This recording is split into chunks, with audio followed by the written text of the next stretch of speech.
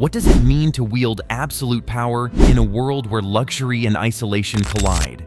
For Kim Jong Un, the supreme leader of North Korea, life is a paradox. What drives a leader who lives in such stark contrast to the realities faced by his people? Join us as we explore a day in the life of Kim Jong Un, where luxury meets leadership in the most unexpected ways. Chapter 1. The Morning Routine. Kim Jong Un's day begins early, often around 6 a.m. He wakes up in his luxurious residence, known as the Wonsan Compound, which boasts stunning views of the sea and is equipped with state-of-the-art amenities. This compound is not just a home, it is a symbol of his power and wealth. The sprawling estate features multiple buildings, lush gardens, and even a private beach. His morning starts with a hearty breakfast, featuring dishes like Korean pancakes, fresh fruit, and sometimes even imported delicacies from around the world, all prepared by a team of elite chefs. These chefs are handpicked for their culinary skills and are trained to create meals that not only taste exquisite, but also look visually stunning. But here's the kicker. His meals are not just about taste, they are also about presentation. Each dish is meticulously crafted to reflect the grandeur of his status. After breakfast, he often engages in some form of exercise, whether it's playing basketball or taking long walks around his estate. Reports suggest that he enjoys basketball so much that he has even invited former NBA players to North Korea for exhibition games. Chapter 2.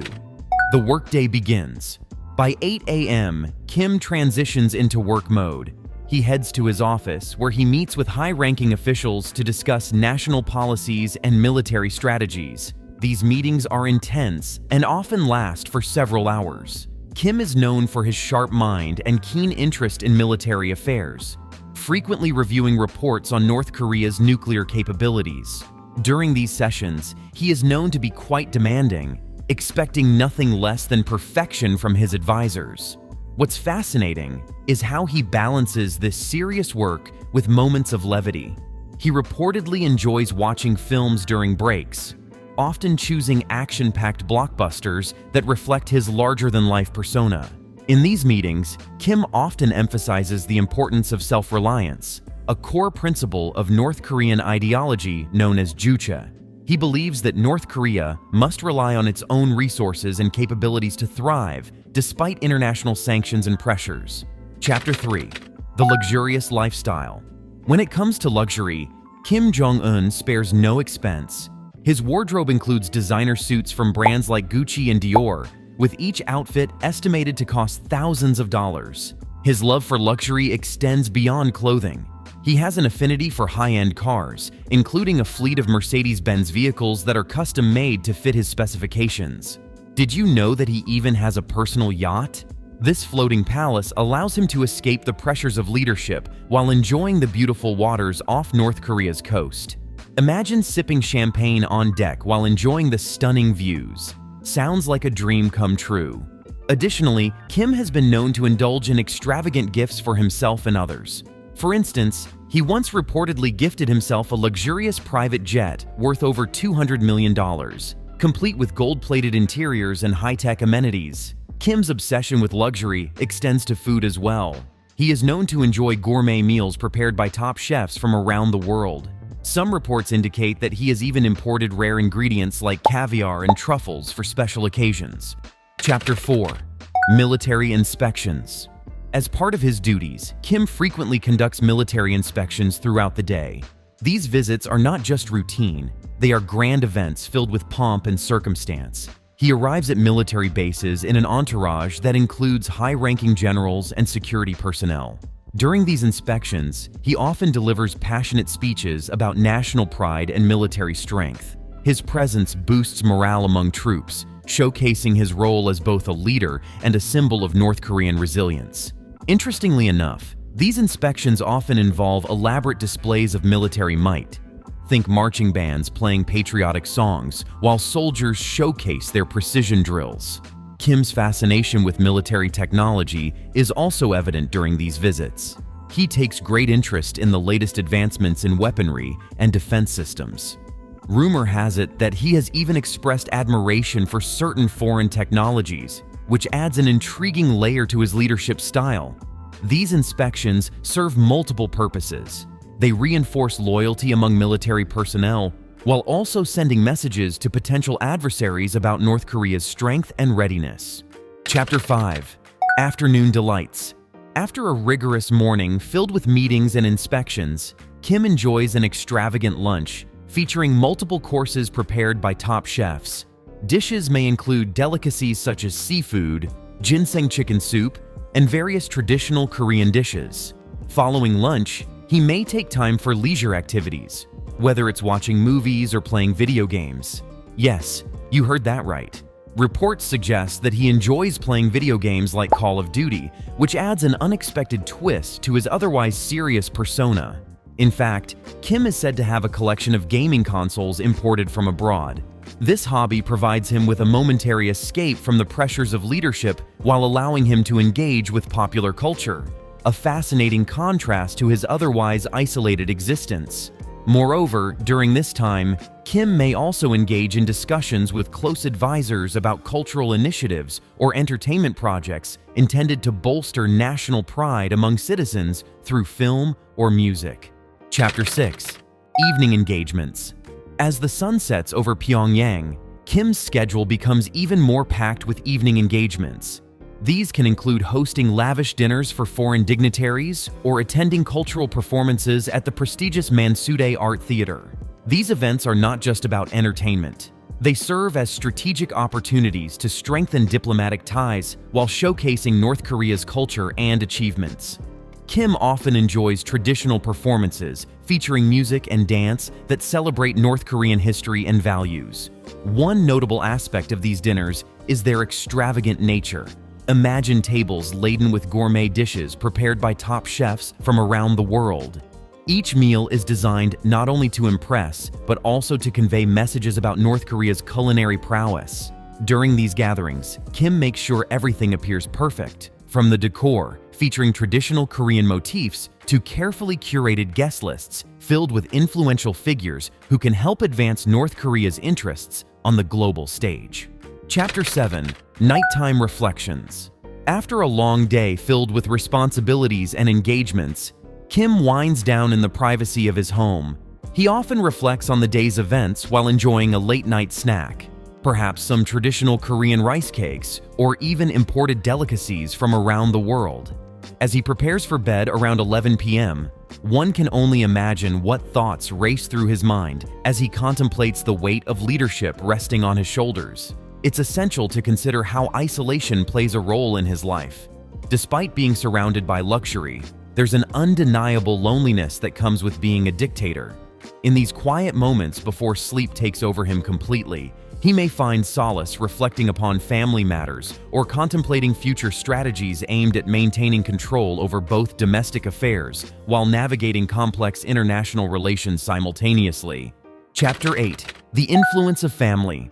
Family plays an important role in Kim Jong Un's life as well. He is married to Ri Sol-ju, who has been seen accompanying him at various public events since their marriage was announced back in 2009. A union celebrated within state media outlets, portraying her as an ideal first lady, embodying gracefulness alongside strength. Together, they have 3 children whose identities remain largely protected from public scrutiny. A reflection of North Korean culture where family privacy is highly valued, yet also serves strategic purposes, ensuring future heirs remain shielded until necessary. Kim's father, Kim Jong Un, was known for instilling strict discipline within the family unit, while also emphasizing loyalty to the regime. A legacy continued today as Kim Jong Un navigates both familial responsibilities alongside political duties. Interestingly enough, there have been reports suggesting that Kim takes time out from his busy schedule, spending quality moments engaging actively with kids, playing games, or enjoying family outings within confines luxurious estates. These family dynamics serve not only personal satisfaction, but also reinforce political narratives, emphasizing continuity within leadership structures, ensuring citizens remain loyal towards ruling family members. Chapter 9. The Role of Propaganda. An essential aspect of Kim Jong Un's daily life involves managing public perception through state-controlled media outlets. Every move he makes is carefully curated for maximum impact on both domestic audiences along international observers alike. State-run media outlets portray him as benevolent leader dedicated towards improving lives of citizens while simultaneously showcasing military achievements, symbols national pride. This propaganda machine works tirelessly behind scenes, ensuring every public appearance reinforces image invincible leader. In fact, there are entire departments dedicated solely crafting narratives surrounding daily activities, from highlighting agricultural achievements during visits, farms showcasing technological advancements, factories. Moreover, Kim has been known to utilize social media platforms strategically engage younger generations, promoting ideologies reflecting modernity alongside traditional values, reinforcing loyalty towards regime ideals. Chapter 10. Engaging with foreign leaders. Despite North Korea's isolationist policies, Kim Jong Un occasionally engages foreign leaders through diplomatic channels, summits aimed easing tensions Korean peninsula, fostering cooperation between nations involved. These meetings meticulously planned events filled symbolism meant convey messages, cooperation strength depending current geopolitical climates. Think handshakes accompanied smiles captured perfectly cameras.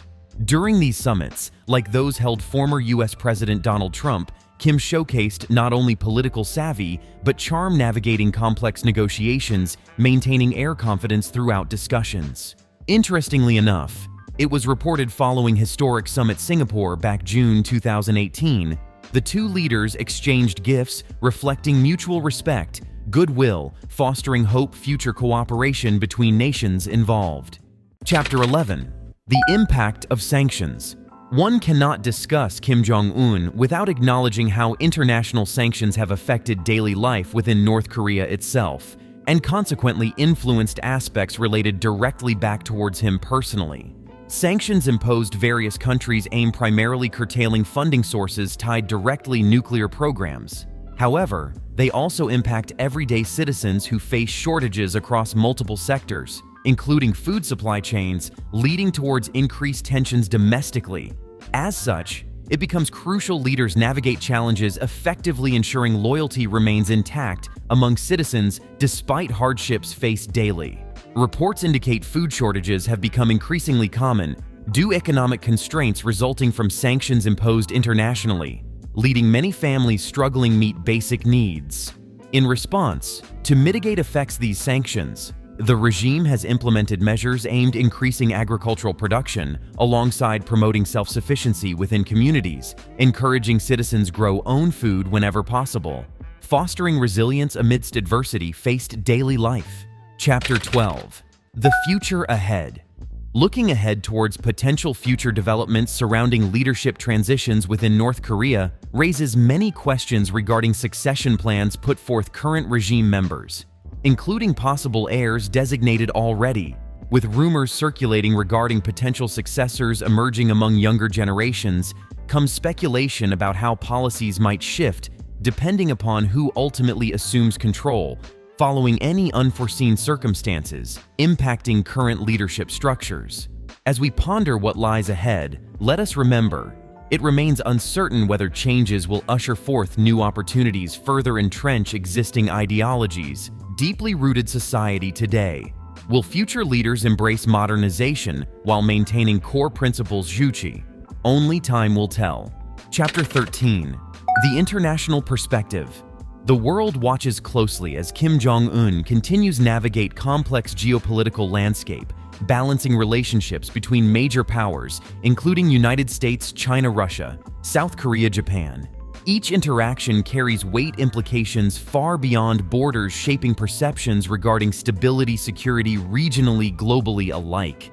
International analysts often debate effectiveness strategies employed by Kim, whether they yield desired outcomes fostering peace prosperity, or merely perpetuate cycle tension conflict, exacerbating existing divisions among nations involved. Furthermore, the rise of social media platforms provides unique opportunity.